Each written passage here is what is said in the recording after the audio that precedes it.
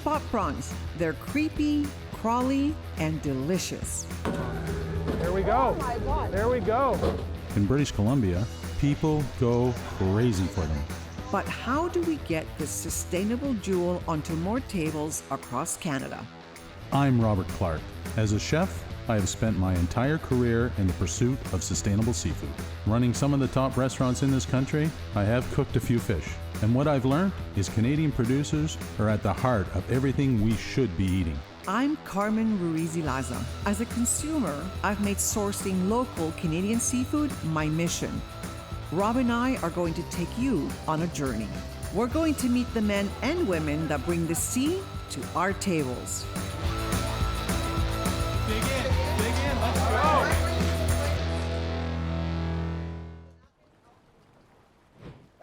It's May in Vancouver, which means two things.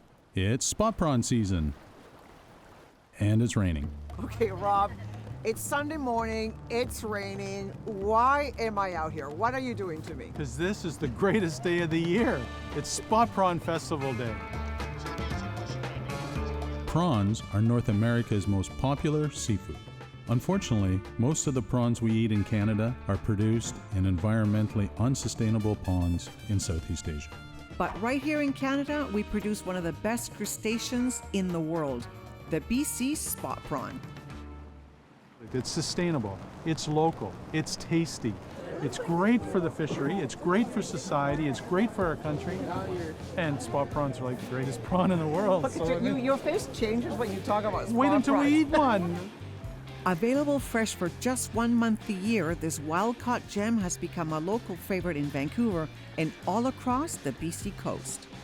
It's hard to believe that we've been harvesting spot prawns here since 1914, and it was only in 2006 when the Spot Prawn Festival started that they actually became an integral part of our food culture here in British Columbia. Getting these prawns to our table wasn't easy. Until 2006, 97% of the harvest was shipped overseas. As a chef trying to source local, sustainable seafood, that drove me crazy. And luckily, one day I'm out on the water with my salmon fisherman, Steve Johansson, and I'm going on and I'm ranting and getting up on my pillbox going how backwards we are. Real cultures celebrate what they produce, but not here in BC. Give them a really good rinse. Get all the bait out of them. They've been eating bait all night. And nice and clean. And then we put them down there where they're happy. Fisherman Steve Johansson decided to buy a spot prawn license, and he became the first fisherman to supply local chefs with spot prawns. But these licenses don't come cheap. It was up to Rob to make Steve's investment worthwhile. Rob and Steve started the festival to introduce prawns to local chefs. But it was the public that fell in love with them. Hey, it's from Toronto, BC Spot. Initially, our first one, we weren't really geared up for or even anticipating the general public, right? It was geared towards chefs. So, we had 8 or 10 chefs and we were boiling prawns and serving them with some salad. And it was just about exposing the chefs to how good that the prawns can be. But it just blew up with the general public. All right, here we go. Welcome everybody. I hope everybody's having a great time today at the Spot Prawn Festival. More and more fishermen are now selling BC spot prawns locally now that the demand has risen. So, sir, what does spot prawns mean for you? Spot prawns means to me that I'm getting to meet the public again. We have customers that have been coming here for years, and it's really nice seeing the customers. Yeah. How many years have you been fishing for spot prawns? I've been fishing spot prawns for about 15 years. Nothing's easy when it comes to catching spot prawns. No. Okay, we've talked enough about spot prawns. It's time for Carmen to see one up close. I'm curious, but definitely a little bit apprehensive. They have to So have this, spots. this is spot prawn. Obviously, that's where it gets the name from. 4 spots. Whoa! Sorry. Damn, it's alive. So this is a strong one. That's what you want to see. Never ever buy dead prawns. If they have the head on, they better be moving. If they're not moving, they're not worth a penny a pound. What's important, there's an enzyme in the head that begins to eat the tail once it gets tired.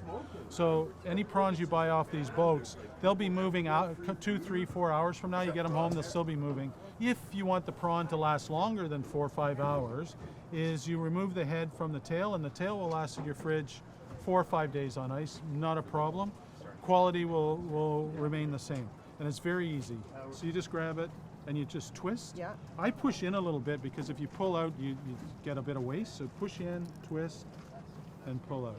And that's optimum. Okay. It's a little bit challenging to peel it when it's raw, even though, like, see how fresh it is. I mean, it's still coming. I mean, look how beautiful over. that is. Is it moving still? Okay, give me that thing. It's not moving. Oh, wow. That's like so sweet. That's really good. And if you're a chef, hooked. you don't even have to have any talent or skill. Buy them and sell them. So do you think that if we went out on the water, we'd have some good luck? We need to get out on the water. Yeah? Do you have somebody who will take us? What are you doing tomorrow morning? I have friends. Yes, you do. Let's go see them. All right, let's Okay. go fishing. Let's go.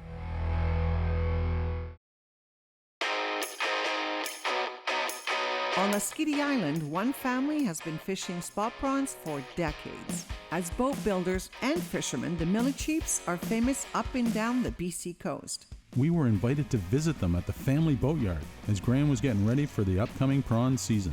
Laskitty Island is not easy to get to, so we got a ride with Captain Miles on one of Graham's fishing boats. On the way, they pulled up a few traps for us, just in case the boys needed some lunch. Here we go, boys. Yeah.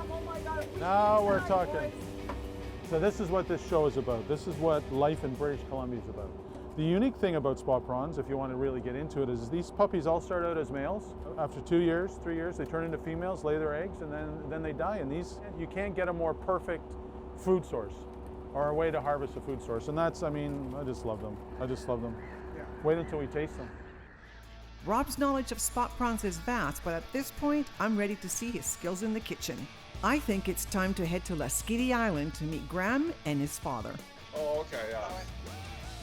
There's a house actually just over there. That's where my dad was born, in the house just on the other side of the Steeler there. And then my grandfather, his dad, started a fishing company here in the 50s. My dad, he's restoring this boat right here. It's beautiful. It's supposed to be ready for prawns. It's kind of a long shot, but he just painted it the other day. Graham and his father Jim have seen firsthand how the industry has changed. My dad grew up on the island.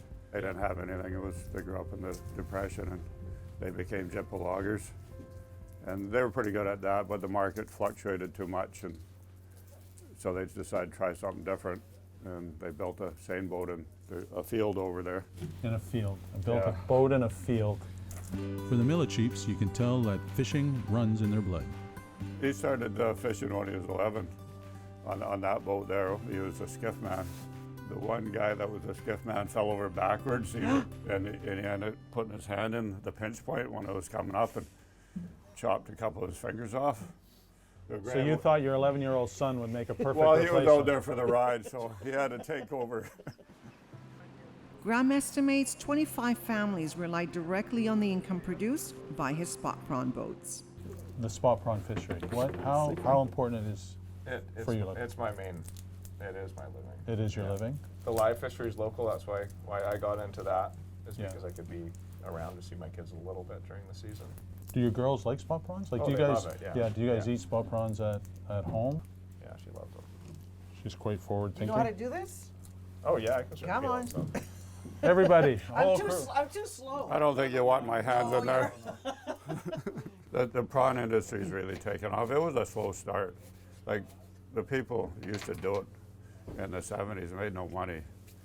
There wasn't much prawns. They didn't know how to catch them properly, and there was no market for them. Like, they were getting like $2.50 a pound, and they're lucky to get 300 pounds with like 1,000 traps. All the guys that we have that work with us are all young. They all got families, and they're all like in their mid-20s to mid-40s. Since Graham sent one of his boats to pick us up, Rob decided to whip up a special treat for father and son. I want to show how simple and easy it is to cook with these delicious spot prawns. So what is this, chef? Oh, it's just ceviche or marinated. It's just some lime juice, lemon juice, some olive oil, salt, pepper, shallot, some chives, mint, but it's mint. Yeah. So the mint's a little bit different, and some radish. Yeah. Nice and firm. Oh, the prawns are. Yeah. You should have seen, but that's I'd eat that. I could eat that almost every day. It's good, isn't it? fresh. You know, it's really. Keep going. As good as Rob's ceviche is, Graham is antsy to get going. The spot prawn season is about to start for real. He still has a lot of work to do.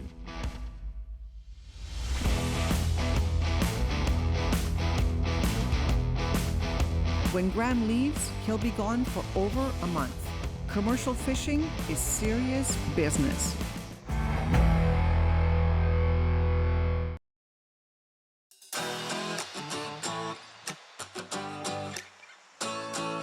It's been a week since we met Graham and Jim on Lasqueti Island, and now we're on a boat in the middle of Georgia Strait. So you've brought us out to the middle of nowhere to meet Graham. And of course, I know it's a secret location. We can Obviously, it's so secret we can't even find him. I don't even know where he's supposed to be here. We agreed to meet on the water. The only problem is we never knew it would be quite this difficult to find him. How's it going? Would you consider letting us coming on board? I think so, yeah. We got to find a way to get you on here, though. Yeah, I know. Yeah, really. The water's a little bit too choppy to jump from boat to boat, so we decided to watch Graham operate for a bit. So the knot holds the trap in place along the line. So he just hooks it on and you see the knot pulls it out. They don't throw it out, the knot pulls it out. You see there, you see? Yeah. So that knot will keep that prawn trap separated from the other prawn trap. So he's hooking it on the knot. He's hooking it on the rope, and the knot pulls it off. Fishing is one of the most dangerous occupations in the world. This is the most important part, is where the traps will hit the bottom. And it's also the most dangerous part because the rope is going out. So if that rope was to tie around somebody's feet, the weight behind that in the engine will pull the person over. You'll notice that all the guys have knives. There's knives all over the place on the boat, on a prawn boat, and they carry them on themselves, just in case they accidentally. So it's the most dangerous part of prawning is right now when they're setting. After dropping his last set, Graham invited us aboard the Lasqueti Pearl to see him and the crew working up close. So this is the action right here. We are now going to witness the harvesting of spot prawns. So they've unhooked the line, and now they're running it through a hydraulic winch because they're too heavy to pull up by hand. Yeah.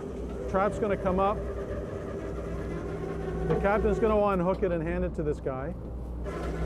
Man number 2 will unhook the basket and empty the prawns, pass it to guy number 3, who will rebait and set the trap over there out of the road so it's lined up for them to reset at the end of their pull.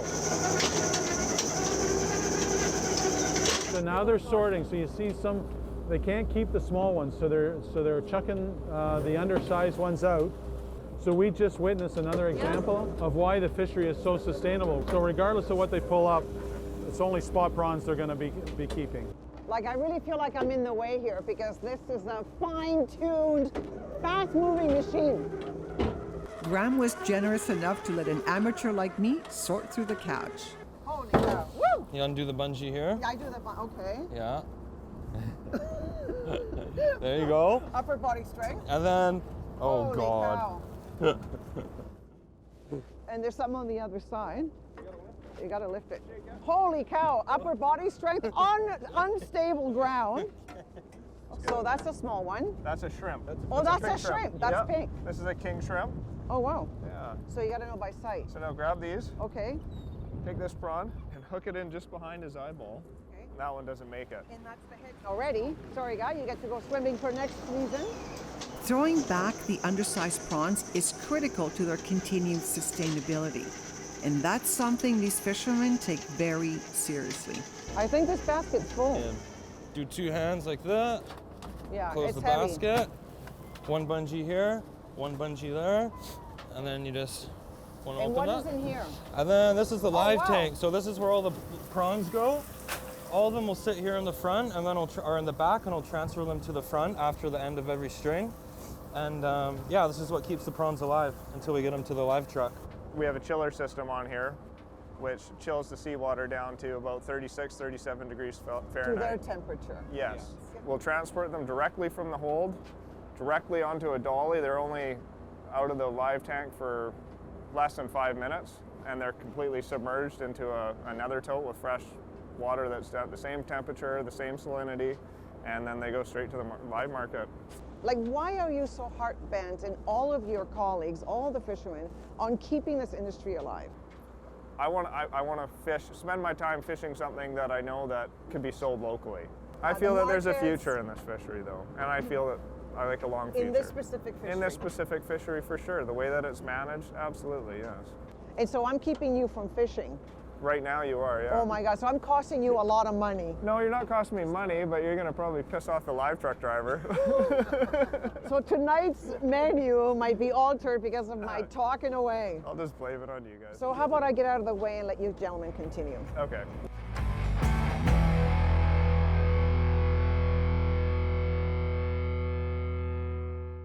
Brought to you in part by Ocean Regenerative Aquaculture and CKR Seaweed. Your Nation's Table is brought to you in part by Mission Hill Family Estate Winery. To celebrate the fishers that bring this bounty to our tables, we decided to throw a feast at Popina Canteen on Granville Island. Such a great way to get family and friends around a table to enjoy the best of BC seafood. Well, this looks beautiful, Chef. We're gonna have a prawn boil today. And I wanna show you how simple it is to entertain 10, 15, 20 people. Prawns are so great, they don't need a lot of work, so we're just gonna boil them up and pour them on the table. So I got this nice piece of wood. We need to protect this, so we're just gonna lay down some brown butcher paper. If you can help me. Okay, just cut. Get it laid out? Yeah, it doesn't have to be. gotcha. They're friends and chefs and fishermen. It doesn't have to be Fancy? fancy. This is great. We just want to protect the wood because the prawns are just going to go on the table. We're going to eat with our hands, and that's just straightforward. I'm going to show you some sauces that I've made, and that'll be enough. That's good. Wow. Okay, so here's the prawns, and you see they're still moving around. So that's a good sign. Okay, so that means they're alive, which means it's going to be great. So when you buy them on the dock, how long before you have to cook them? If you buy them like fresh? Anytime you get them on the dock, like from 12 o'clock, 1 o'clock, 2 o'clock, it doesn't matter. They're good for that evening. What's important is if you don't going to eat them that night or cook them that night, you got to take the heads off. So we have some sauces. So with spot prawns, they don't need a lot of big, bold flavors because they taste so good themselves. So I just made up a Mary Rose sauce or cocktail sauce, very popular in England. Yeah. I have some saffron and garlic aioli, very little garlic. And then we have some ponzu. This is like homemade ponzu. It's wonderful. And so these three are cold, and then we're going to do a warm one. I'm just going to warm up this butter. Just a little butter? Just a little butter. We're going to put some seaweed. This is mackerel kelp. And you love seaweed. I love seaweed. I love it. It just adds so much to it. And then we're just going to add some lemon juice, and we're going to melt this. And lemon juice. So if you grab this, we're going to take it and heat it up on the stove. I'm going to grab the prawns, and I'm going to show you how simple it is. All right, then. It smells good. All right, Chef.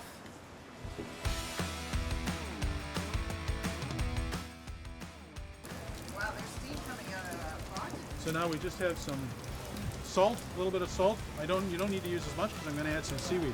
And that's it. You just pour it in, and we don't want it there for more than a minute. Okay. Take some seaweed. So this is just going to add some umami. Wow. So do you have a stopwatch? No. No, but we can count. Oh wow, look at that. They're already turning color. Yeah, they're almost there already. So not even a minute. That's very fast. Yeah. So is that a problem? You think a lot of people overcook them and then... That is the number one problem is people overcook them. Wow, so you see how fast and how simple that is? Wow. Very straightforward. The seaweed is great to heat as well. You know, it's a great vegetable. Wow. So what I'm going to do, that you smells see really good. So the steam is keeping them hot, but it's not cooking them anymore. I'm just going to go get a few vegetables that I've already blanched, toss it in there with some butter, and our friends are ready to eat. So, Chef, what are we going to pair this with? We have the 2020 Reserve Mission Hill Sauvignon Blanc. It's phenomenal. It's so made for things like spot prawns. You know, like the citrus, passion fruit. It's just so bright. It's just going to cut right through the richness of this, and it's going to be a perfect pair. Can't wait. Is the wine open? Yes, sir. Okay. It's ready for us. We are good to go. Let's get in there, out of the rain. Hey, friends, it's eating time.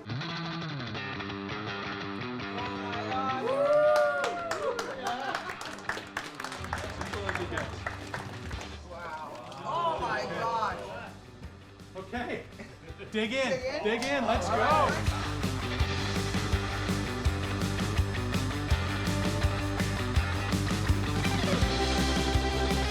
Spot prawns are just such a part of who we are here in British Columbia, and it's spread across the country over the years. Such an amazing story, and it's got to be one of the most amazing, successful food stories, not just in the country, but in the world.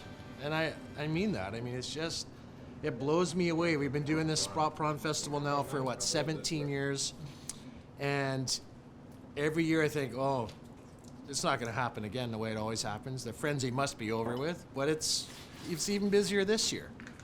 And it's because people, I think, appreciate it the way I do, and many other chefs that I deal with, and culinary people, and people that just want to support local too. There's that whole side of things too, right? Oh, and they're really yummy. Yeah, that's a big part of it. I want to raise a glass to every man and woman out in the high seas, risking life and limb daily, and especially during the festival, so we can get to meet them. So for them, cheers. Salud. Salud.